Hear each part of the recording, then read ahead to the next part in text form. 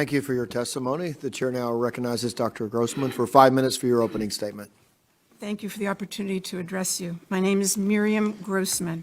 I am a board-certified child, adolescent, and adult psychiatrist, author, and senior fellow at Do No Harm. I have been taking care of patients for 45 years. I'm going to use my time to respond to Dr. McNamara. First, I'm struck by her use of the phrase, sex assigned at birth. Sex is not assigned at birth. Sex is established at conception, and it's recognized at birth, if not earlier. Dr. McNamara claims that her views are science-based, but to claim that sex is assigned at birth is without any scientific basis whatsoever. Its language misleads people, especially children, into thinking that male and female are arbitrary designations and can change. That is simply not true. Dr. McNamara claims that social and medical interventions are the only evidence-based treatment and that scientific evidence shows it is life-saving. Without it, she's warning us, kids will commit suicide. Well, a growing number of countries have effectively banned the care to which she's referring. And thank God there's been no wave of suicides or other mental health catastrophes. 3 years ago, Finland placed strict limitations on medical interventions for minors. Sweden did the same thing after a 14-year-old girl was found to have osteoporosis and spinal fractures from puberty blockers.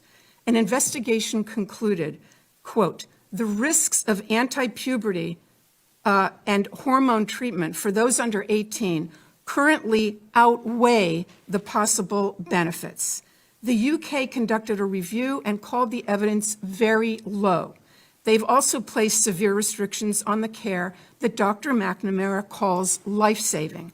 Norway also analyzed the data and has made similar changes in policy.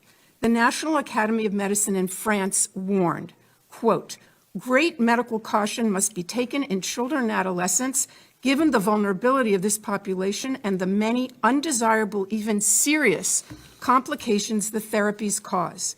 Doctors in New Zealand and Australia have published similar statements. Is Dr. McNamara suggesting that all these countries are rejecting evidence-based treatment and placing their kids at risk of suicide? Regarding that point of view, Finland's gender expert, Dr. Rita Kaltiela, said, quote, it's purposeful disinformation, the spreading of which is irresponsible. All 7 countries, and Florida too, of course, concluded that kids don't need their development interrupted, the girls don't need their periods stopped and their voices lowered, and the boys don't need to grow breasts. What they need is psychotherapy. I have other objections to Dr. McNamara's testimony. She insists that her position, only hers, represents standard medical care. What she doesn't want you to know is that there is no standard. There's a debate. There's a fierce debate.